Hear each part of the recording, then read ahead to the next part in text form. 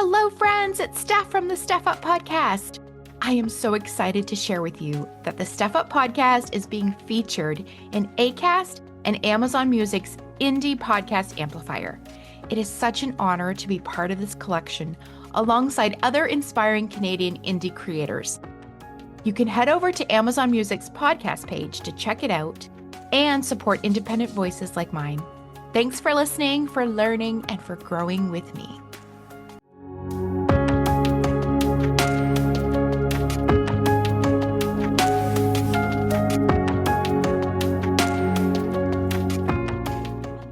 Welcome to the Steph Up Podcast. I am your host, Stephanie Ann Webb. And today on the podcast, I have Olga Chernyavska. Did I say that right? Chernyavska, yeah, good. Yeah. I should have asked you that before. I'm like, oh, shoot. How do you say No, that? you've done incredibly well. Okay. Olga is a holistic online therapist integrating mind-centered, body-centered, and mind-body approaches. She helps individuals heal from trauma, reduce stress and anxiety, and live healthier, happier lives. Olga supports people in breaking free from the cycle of overwhelm and self criticism, empowering them to find lasting peace and confidence without sacrificing their goals. That's beautiful. Her practice addresses the biological, psychological, social, and spiritual dimensions of well being, recognizing how deeply interconnected these aspects are. In addition to counseling and psychotherapy, Olga offers EFT tapping, introductory 2-hour Kundalini yoga sessions for beginners, tidying support, and well being webinars and workshops. Wow, Olga, you do a lot. Thank you, Stephanie. That's amazing. Well, thank you so much for coming on the Stuff Up podcast. I met you through Amy Lancy, who I had on earlier a few weeks ago or Yes. months ago. And you were looking for people to do EFT sessions with, and I volunteered. I was like, oh, I want to do that. So I've met you before a few times, and it's been lovely. And can you tell us what EFT, because today we're talking about EFT. Yeah. And can you tell us what EFT is? Because a lot of people, we might have heard it, we might not have heard it, we might not even know what that looks like. Mm-hmm. So, well, EFT, it is something that could be referred to as mind-body approach to therapy, or it can be used as a coaching mechanism for helping people out. So it depends, but it's useful on so many different levels and with so many different issues or difficulties, whatever people prefer to relate to. So the foundation of it is Chinese medicine, meaning the meridians that run through our bodies. So meridians are the channels for our energy, and within those channels we have acupressure points. So in Chinese medicine, those ones are used for needles, or in acupressure techniques, we can find some pressure points on the body, massage them, and have some effect on our physical and psychological well-being. In EFT, we do a little bit of tapping on different points of our face, mainly head, a little bit on our hands, arms, a little bit here, collarbone, under the arm. So that one is mainly working with our nervous system, regulating it, and on psychological level, really unblocking any maybe unconscious or subconscious stuck points. So, but EFT can also be used for some minor health difficulties or challenges. Maybe we can touch on that one later on, or maybe not. I don't know. Mainly it's for psychological things that EFT can be used. So I've heard meridians. I do some Qigong videos and Tai Chi and Mhm. stuff, and they talk about, and we do the tapping and stuff on the meridians. And I've had acupuncture as well. And I guess I get a little bit confused about all that. So is that like you were talking about acupuncture? when they put the needles in. Acupuncture and aquapressure points. Yeah. Okay, but that's along the meridians? Yes. So it is part of the system, yes, but it's used mainly in Chinese medicine rather than in Western medicine, anything to do with meridians, aquapressure, acupuncture. So in Western medicine, for example, we know, or Western medicine knows what blood vessels are. Chinese medicine knows that too, but blood vessels is for blood running up and down in the body, whereas meridians is for our energy to run up and down in our body, but it's not something that Western medicine works with, but Chinese medicine does. Right. So that's why I only mentioned it to differentiate, explain to people who maybe did not have in their lives acupuncture, for example, they don't know what meridians are. So it's about the structure of our body, but just used differently in different medicines. Yeah. And then tapping is along those meridians Um, too. Aquapressure points along meridians. Yeah, Oh, okay. yeah, yeah. I'm not a very sciencey like person who understands the body at all. But Well, it's in fascinating. EFT, you see, with EFT, we don't get to know or learn Chinese medicine because it's quite um, a big part of learning, we don't get to learn that. We only know or learn or understand the very basics in order to master EFT and then help people on that level. So we don't go deep into um, anything to do with meridians or aquapressure points Oh, or okay. those kinds of things. We know the basics, but we don't know that much. Yeah, we just know what we need to know for EFT purposes rather than Right. in depth, obviously, Chinese medicine, because it's a huge subject of its Right. own. Yeah, yeah. It's But huge, but it's great. I really like Chinese medicine. So, yeah. it'd be so beautiful. And I think it's coming here in the West of integrating all of these things together because the body is more than just here's a drug to put into it. And that's where we are right now in the West, right? And but as we are introducing more of these things that we have from the um, Eastern medicine, Mhm. it's because I've had things like cupping, acupuncture, EFT, and I was like, oh, this is cool, right? So yeah, that's beautiful. So you mentioned how EFT can support both psychological and physical challenges. Can you share a little bit about how it addresses each of those? Mhm. Well, e- um, I can mention maybe the topics that can be used to work with.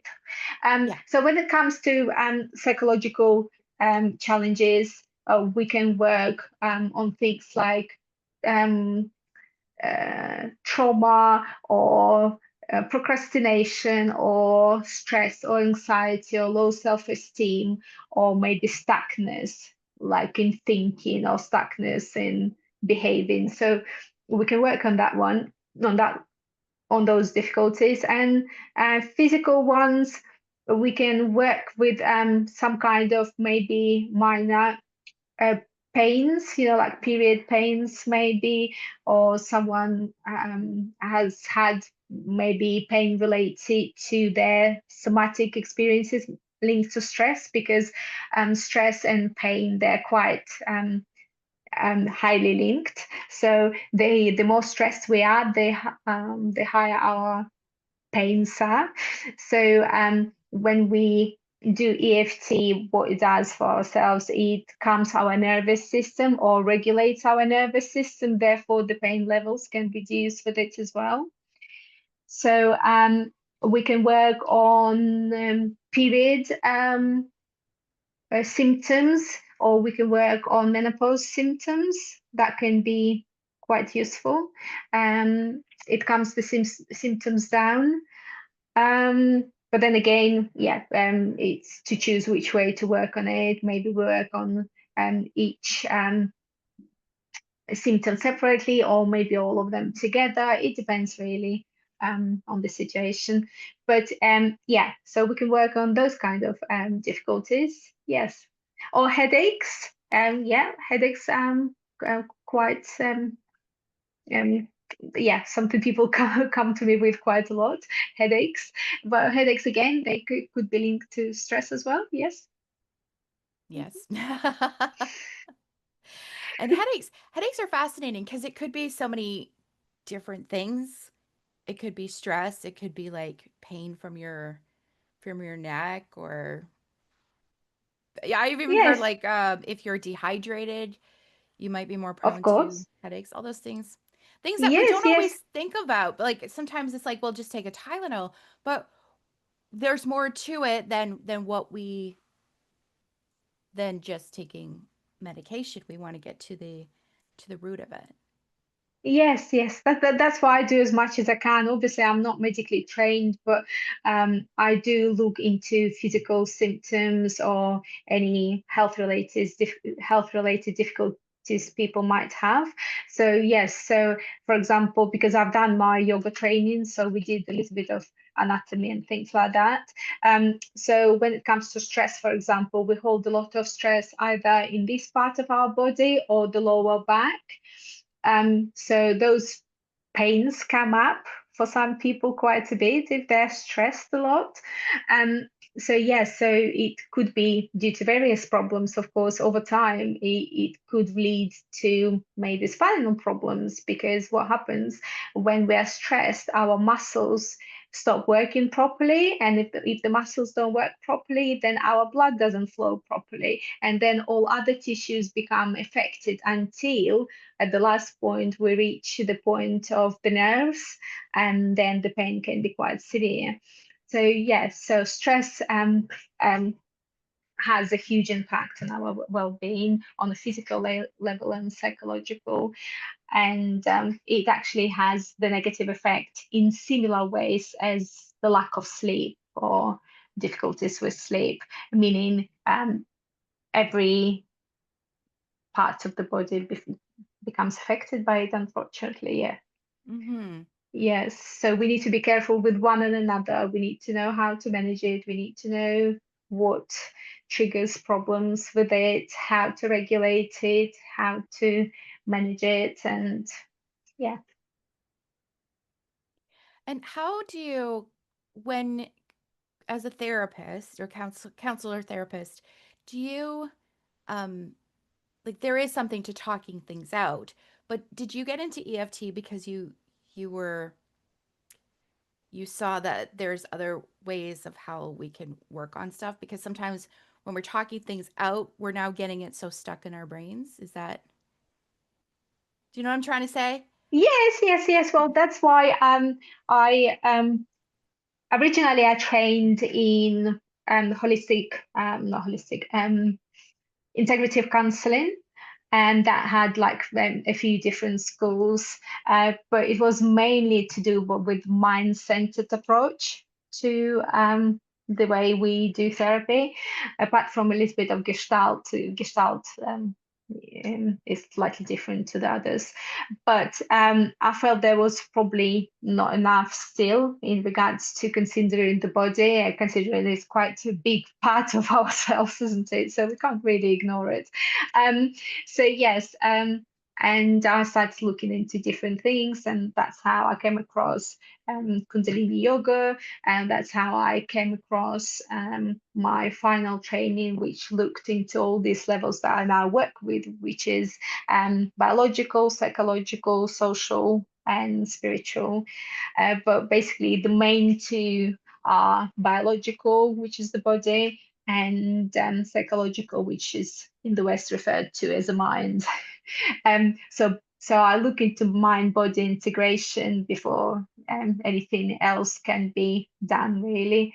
I mean, ideally, it's good to look at everything in one go, but it can be very overwhelming for people. and people might not be ready. So usually we start with mind, because a lot of people are in their minds and they want to do, I don't know, understanding, CBT, um, thinking and reflecting. So we start there, and it's very Western approach to things. And then hopefully, if someone is ready and happy, we expand elsewhere. But usually, it's the mind-body integration. When we start working on that one, that's when the biggest changes happen, and that's positively affecting social aspects, meaning our relationships, and spiritual. When someone is ready, some people are not ready for spiritual thing at all. So um, the time has to be right for everyone for that. But mind body is quite important. But as I said, not everyone is willing to include the body in their work in therapy. Um, and some people want to do just counseling rather than psychotherapy, which is a little bit deeper. It's more about our childhood, it's all about traumas and things like that. So sometimes people want to maybe do counseling more about now, a little bit of trauma, a little bit of work with difficulties and whatever, but maybe not too much working through childhood things, parental problems and things like that. So sorry. So just being mindful at where people are really. Hmm. That's very important. Yeah. When you when you're meeting with people or you suggest EFT and they have misconceptions or any doubts about it, how do you usually address those? Well, I usually say that the best way, I think, is to say that it's incredibly kind and incredibly accepting. There is no right or wrong way of doing EFT. Different trainings or different practitioners are which do slightly differently, but there is no right or wrong way of doing it, and there are no negative side effects. So, and it works on our nervous system, and we all need to be kind to our nervous system throughout our life. So we can never harm our nervous system by doing a little bit of EFT. If anything, we might not feel the great shift during the EFT session, but most clients do. Like, I don't know, 98% of the time, people do feel some kind of shift during the session or maybe after the session um, as well. Like, some people might start notice the difference within 2 weeks, So just about observing and giving ourselves time, which sometimes people don't do. Right. But yeah, but most of the time people notice the shift, meaning the change in EFT session, whatever they're working on. Um, and it's a positive. It means the body is doing the healing on itself, and obviously, yeah, so it's kind, accepting, it's doesn't have negative side effects, it's definitely doing something good to our bodies, even if we, as I said, even if we don't get the shift within the problem that we came with, it's still doing the goodness for our nervous system, for our body. um and yes, it's obviously working on meridians and acupressure points, which have been known um, by Chinese medicine in China for thousands of years. So Yeah. yeah, so can't get wrong. That's awesome. Now, what's the difference? Okay, so you guide people through an EFT Mhm. session. There's also books and different YouTube videos of how we can do that ourselves. So, is that something that when people have sessions with you, first of all, can we do it on ourselves as well as a guided one, or because you're trained in it, so you know what you're doing, whereas if we just take from a book, we might can it still help us, or is the guided is the best way to do EFT? I don't know if I Well, phrased that properly. Are you looking for a fun and meaningful gift for the little ones this Christmas? My children's books, What Should Dragon Do, and Fairy Garden Adventures, Zara's Treasure Troubles, are full of imagination, heart, and gentle lessons about kindness, courage, and learning from our mistakes. They're perfect for bedtime stories, stocking stuffers, or cozy holiday reading by the tree. You can find the link here in the show notes or just search on Amazon under Stephanie Ann Webb and bring a little extra magic and meaning to your child's Christmas this year. No, it's fine. No, you've done well. So, EFT can do us the goodness even if we're doing it ourselves, because we're still tapping on the meridian points and acupressure points. So, therefore, we're doing some goodness to our body. The main difference, of course, is we can't do any a run or whatever is going to hopefully do us some good. But the main point working with the practitioner is around experience, because with experience as a practitioner, either in EFT or therapy, you get to see more than maybe the person comes with. And we're able to tap into maybe unconscious and subconscious better, simply because of the experience and knowledge. And people themselves, they find it difficult to do that due to what we call blind spots. So those are the things that we are not aware of. We have them, we do them, for example, like habits or the reactions we have maybe to stress or whatever. But we're not fully aware of where they're coming from, where they're useful to us or not useful to us. So those are unconscious processes, which is very difficult to any of us really to tap into or fully understand or access ourselves, because usually it has some um, um, unpleasant memories. And it's normal for everyone to avoid unpleasant memories. But if we want to make the change, if we need to make the change, then we need to access it. That's all. Yeah, that's true because we don't know, we're not always aware of the things that we're seeing, and it takes that third perspective of somebody else who's um and able to also guide you to the next step. Like I know when you and I did the session, we did the tapping 3 times. I think it was 3 times. Uh-huh. Oh, And no. Well, we do here 3 times and then we do the rest one by one.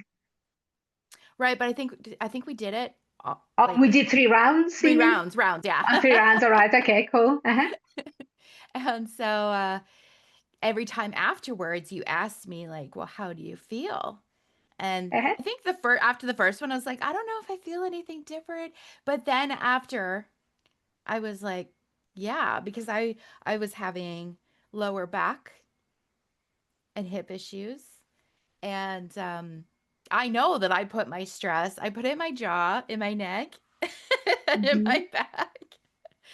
And I've had those moments too where I everything hurts.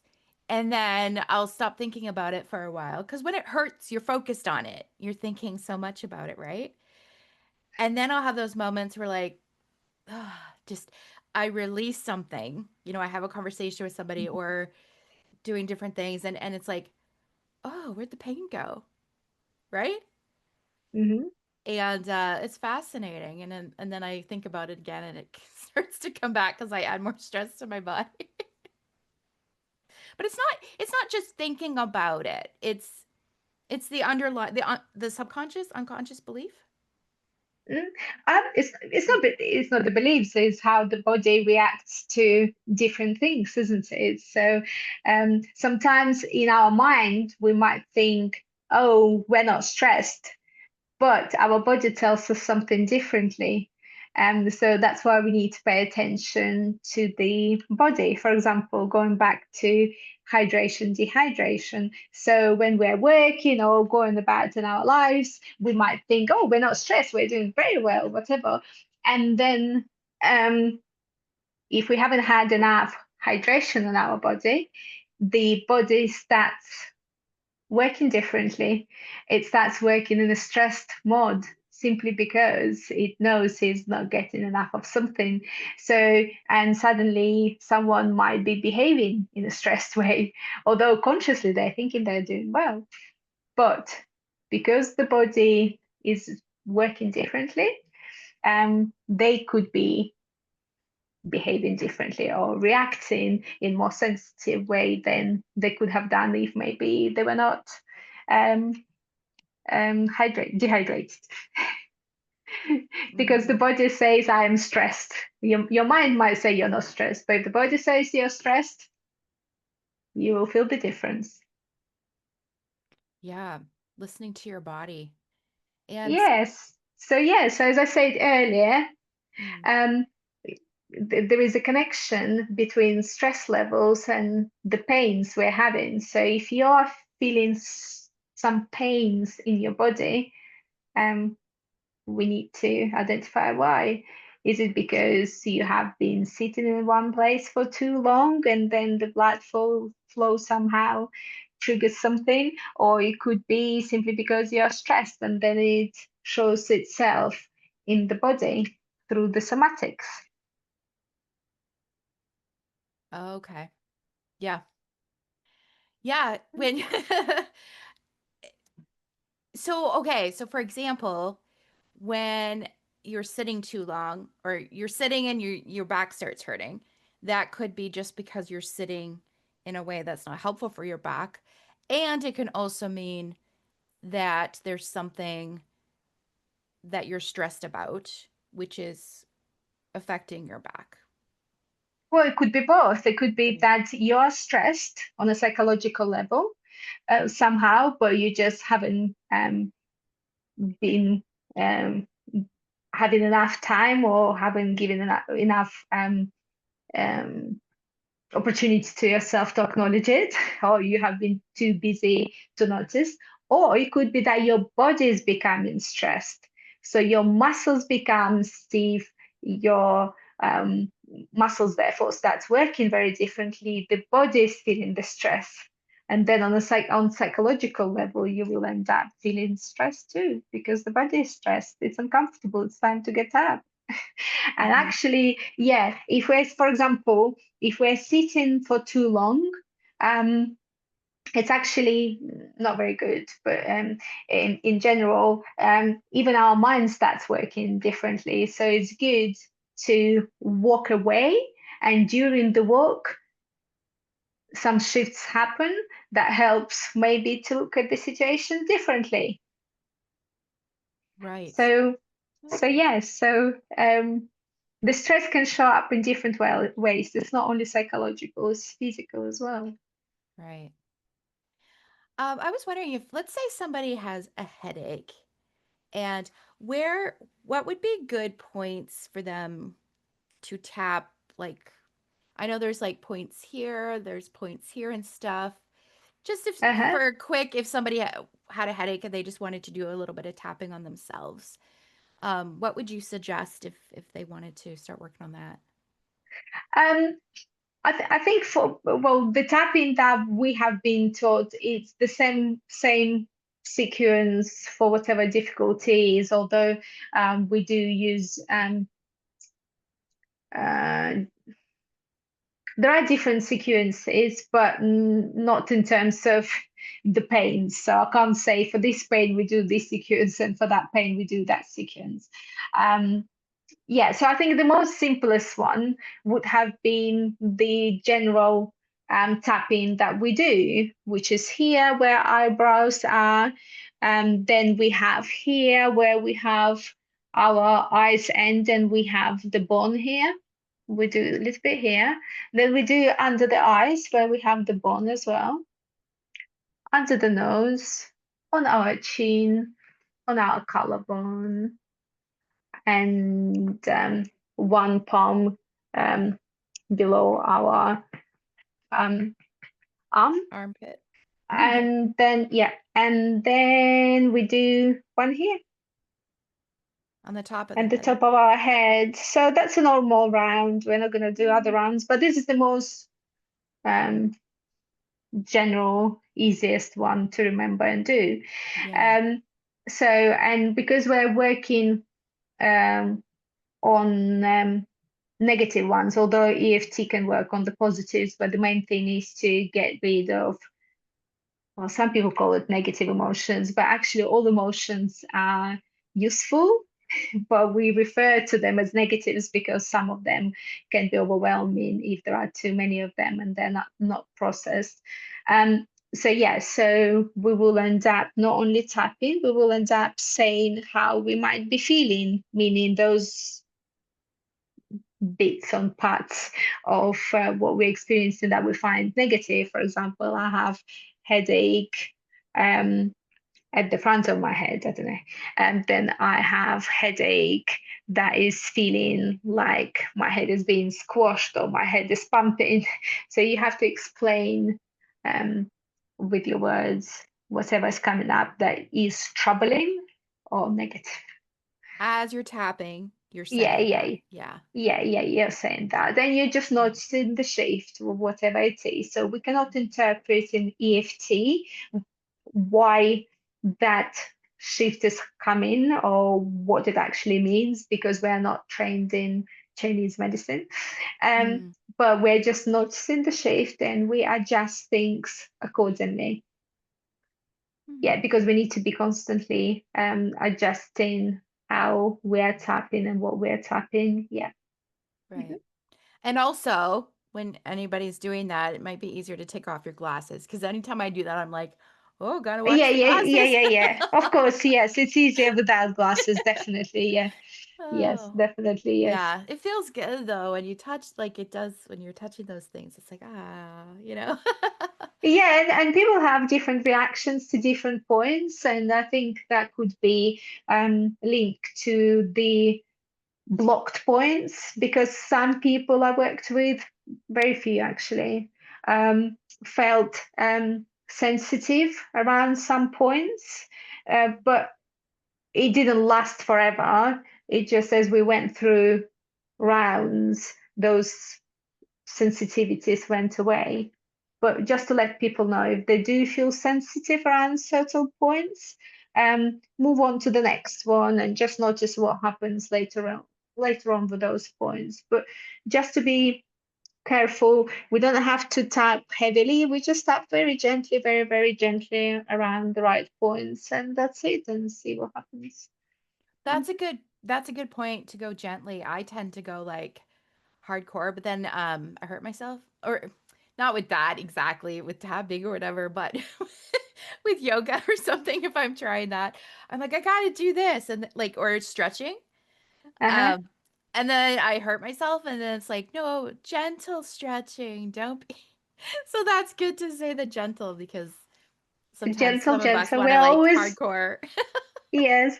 No, we're definitely gentle with ourselves when we're tapping, and the same way with yoga, we just need to be very gentle with ourselves and be kind and respectful to our body, listen to our body, and that's how we learn to self-regulate and be in one really with mind and body. You know, that connection, that acceptance of whatever we can do now.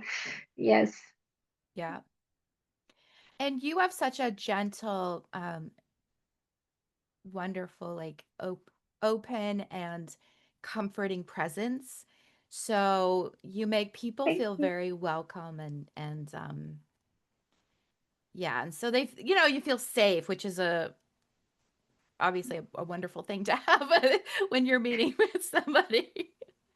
But I appreciate that about you. Like it's Thank very you. nice to be in your presence, and so um, and I've only met you on Zoom. I'm sure in real life, I'd feel that even more, right? So Ah, well, maybe one day, one day. yes, You never know. We will meet somewhere.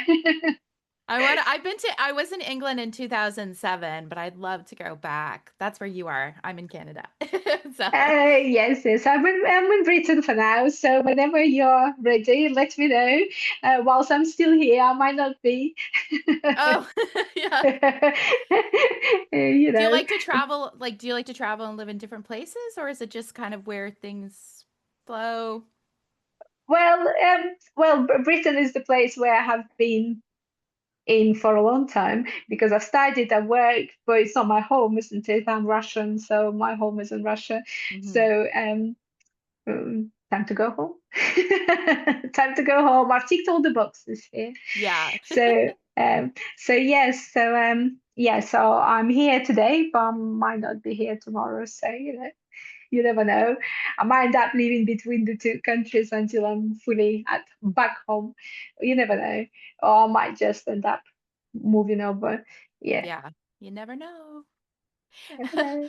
Um, so what's the best place people can reach you? You have a website? Yes, I have a website. So it's olga-therapy.com. And my email will be info at olga-therapy dash Dot yeah, com. no, Olga-therapy.com. Here we go. Um, or LinkedIn. Yes, Yeah. social media. I only use LinkedIn. So I'm Whenever I message updating. you on LinkedIn, you're like Yeah. right there. I'm like, oh, you're on your Yes, yes. So yes, I am on LinkedIn, and that's mainly it for now. Yes. Um, Perfect. so that's how Nice. people find me. Oh, well, Olga, I was just wondering if there's anything, any words of wisdom you'd like to leave or anything you'd like you would like to add on top of what you've shared today. Oh, what can I say? Well, for people, it might be difficult to start counseling or psychotherapy for various reasons. Um, various reasons. But people still need to maybe work on whatever is difficult for them. So the quicker they start, the better it will be. So when it comes to counseling and psychotherapy in their pure form, although there are different schools, um, it can be confusing actually for people to choose which one is the most suitable for them. But counseling psychotherapy involves a lot of talking where we reflect and share our thoughts, feelings, emotions, and so forth. But with EFT, there is less of that need to process in terms of um, reflection or verbalizing our feelings and thoughts and emotions because it can be difficult for some people to do that. Some people get confused with their thoughts, emotions, and feelings. They are different things, so it can be a difference. Some people just feel embarrassed, maybe, or ashamed to share certain things. And that could stop them or prevent them from start making positive changes in life. So maybe people are not ready for counseling and psychotherapy yet, so that's how they can choose to go for EFT that can help them to release some of the heavy or difficult emotions, um, make it easier to start with. Maybe that would be my suggestion. Obviously, if people want to do yoga, yoga is great for regulating our nervous system as well. Again, if people feel overwhelmed or stressed or anxious, yoga is great. But ideally, if we were to integrate everything, that would get the best results. But people have to be ready wherever they're at. I'm just explaining the different options people can consider depending on where they are. And I know from practice, for example, uh, uh, men are quite reluctant to access therapy, and that could be because they um, feel that they're not ready to verbally share certain Yeah. difficult experiences. So EFT is great for that. Yes, they will need to share something, but not so much in depth. So EFT could be a lighter version. So they will get some help, but at the same time, they will not have to speak that much. And obviously, people who have had lots of trauma in the past, they find it sometimes difficult to start therapy for similar reasons, saying some difficult things or verbalizing in general, or embarrassment, fear comes in quite a lot. So EFT can help for that. Yeah. Oh, that's so wonderful. So, yeah, guys, if you are looking for somebody to work with for EFT, Olga is fantastic. I've had sessions with her and she's wonderful. And I'll have all of her information in the show notes here. So, Olga, thank you so much for coming on the Stuff Up podcast. It's lovely meeting you, getting to know you, and having you on today. Thank you so much. Thank you, Stephanie. Thank you for having me here. Thanks a lot. Okay, guys, thank you for watching and listening. Have a wonderful day. Sending love to you all. Bye.